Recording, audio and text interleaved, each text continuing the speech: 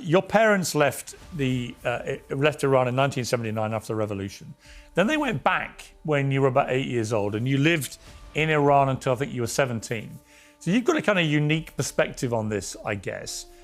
You know, I was taught a very interesting thing yesterday in my local cafe in West London. And I'll just run it by you as well, because I'm interested in what you think about this. Because a lot of people have been asking, why have Iranians not been taken to the streets to rise up against the regime? If, as everyone gets told, they're broadly all against it or mostly against it, why are they not storming the streets? And of course, one reason is it's a war zone. There are bombs everywhere. Secondly, obviously, many thousands were killed in the protests in January. But there's a third reason, which was put to me by a Kosovan who was in Kosovo when NATO attacked Milosevic. Welcome back. Today we are breaking down the absolute clash between Piers Morgan and Max Amini. Right out of the gate, Piers Morgan doesn't hold back, throwing a massive curveball at Max Amini by comparing the Iranian struggle to the Kosovo War. You can see the tension rise as Piers Morgan questions why the Iranian people aren't revolting. And who had some Iranians who came in the cafe who were talking about this, who said they are against the regime in Iran. But since Iran got attacked, they have now moved behind their country. And he said he recognized that sentiment because it was exactly the same happened in Kosovo, that many Kosovans who were very anti-Milosevic, when Kosovo was attacked, reined in behind their country. What do you feel about that as being perhaps an added component here, that when the enormous strikes were launched against Iran, that many people there possibly who were anti the regime did the same, reined in behind their country? Well, first and foremost, I'd like to know what's the name of this cafe. Is this the Islamic it's a great cafe. Khamenei Cafe of the Republic?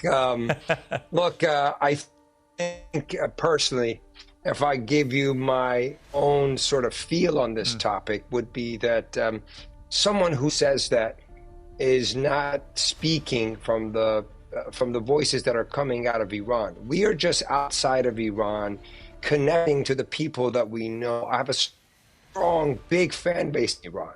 I listen to the people. I get thousands of messages. I talk to people. And it's not that all of a sudden Iranians forgot about 47 years of repression.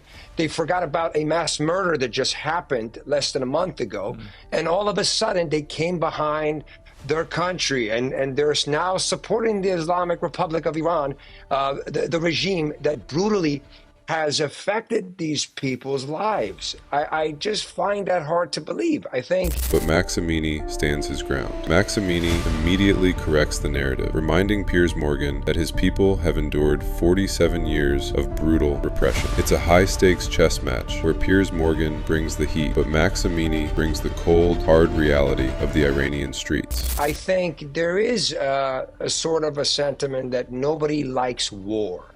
Me sitting here having this conversation with you, it's so painful to see these images coming out of Iran. We don't like that. And I don't think any Iranians or any non-Iranians would agree that these images are pleasant to see.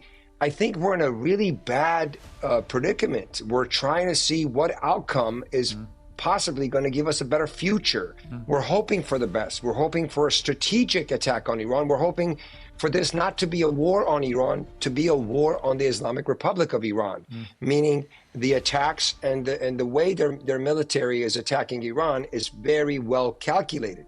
That's what we're hoping for. This is a very tricky topic because we have to be honest. We like for this regime to fall with the least amount of casualty, with the most amount of calculation, well thought plans on everybody's side that's going in to do this. So I'm hoping for the best. I know the people of Iran hoping for the best, and hopefully we see it soon. Does it worry you that the regime in Iran has kind of accepted they can't compete with the Americans and Israelis from a military point of view? A lot of their military's been degraded in the last few weeks. But they've realized that by having control of the Strait of Hormuz And by attacking the neighboring Gulf states in the way they have, attacking oil refineries or tourist hotspots and so on, they've managed to wield an economic strike, if you like, against the West, which has proved to be highly effective. And that may embolden them and may actually keep the regime in place and may embolden them going forward, that they've always got that trick to play. They've always got that control over the global oil output if they want to play it. I just hope that so-called experts have already calculated these. I just find it hard to believe if you, as a country who has one of the biggest militaries in the world, hasn't calculated the Hormuz conflict and the situation and how Iran is controlling it. So I believe that as civilians who's watching the news and is seeing the effect of this situation.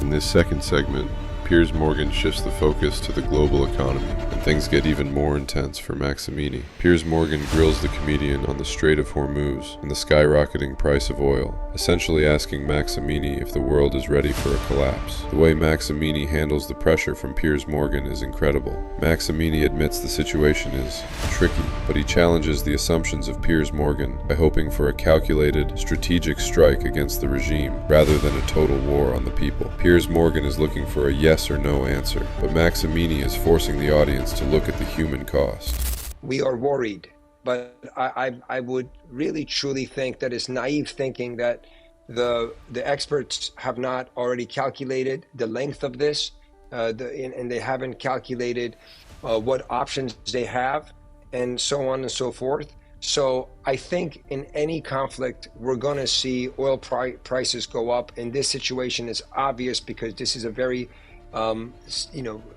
very important place in the Gulf for the oil to travel through. So I obviously it's going to be a lot of complication, but I do truly believe the answer is there. I'm hoping that Trump is buying time with this ceasefire because they're strategically making their next move, etc. I'm an optimist, and I hope that they succeed. How hard is it to be a comedian when your country is in this predicament right now? It's definitely not easy. I'm doing my best as an individual to find a positive, worthy of a situation where I can help my people. I can be a voice and amplify the messages they want to be heard from my platform. I like to be able to inform the non-Iranians that are coming out to these events, and they're really finding me a person who's authentic, who's honestly unapologetically himself. So I think it's positive in that sense, but yet it's difficult as a comedian. But who cares? I think so many people's lives are in such terrible situation. They've lost their loved ones. Honestly, the last thing I think about is my own difficulties in this whole equation. You know, a lot of Israelis have said to me that they really resent the fact that they get judged because of the actions of their government, for example. I think a lot of people probably blur the lines between hearing the word Iranian and the Islamic Republic regime. I mean, of course, they're all Iranians, but there can be a world of difference between an Iranian and a member of this regime. For those who are not familiar with Iran and its history and its culture, it's such a rich country in so many ways, isn't it? That's been kind of strangled for Absolutely. 47 years. But just give me a little bit of insight into what you believe the real Iran is that people like you are fighting to bring back. Absolutely. I think social media has done a tremendous job in educating the world of what the real Iran is. People who are curious and do a little bit of research, not even so much, they'll see what the young Iranians look like, what their lifestyle is like, what their thinking is like. The country is one of the most educated countries in the world. There's wonderful, brilliant kids at universities that are getting their PhDs, masters, etc.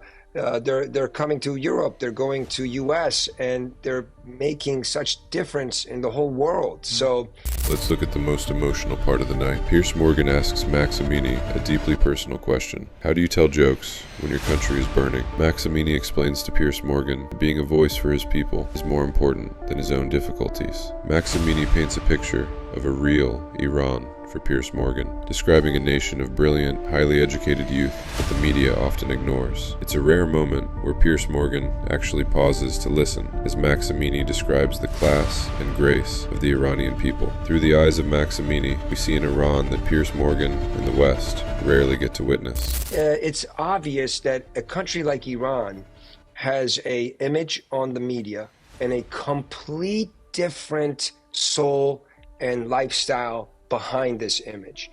And I think Iranians are coming out on the streets and protesting and really trying. They're tired. They want to shine. They want to show who they are. And I hope soon the world can truly experience the pleasant side, the fun side, the hospitable side, and really fall in love with a country that truly loves everybody. I mean, it's beautiful what's happening. Nobody wants to be attacked by any country, but yet they're showing such grace, such class. The people of Iran have been tremendously strong through this difficult times, and I hope soon the world can recognize that. Wrapping up this viral interview, we have to ask, who won the debate between Piers Morgan and Max Amini? Piers Morgan stayed true to his uncensored brand, pushing for headlines and hard truths, while Max Amini used the platform to humanize a struggle that is often just seen as a political headline. Max Amini closes the interview by telling Piers Morgan that he is an optimist, hoping for a future where the world can finally fall in love with a free Iran. Whether you agree with the aggressive style of Piers Morgan or the passionate plea of Max Amini, one thing is certain: this conversation between Piers Morgan and Max Amini is the most important thing you'll watch today.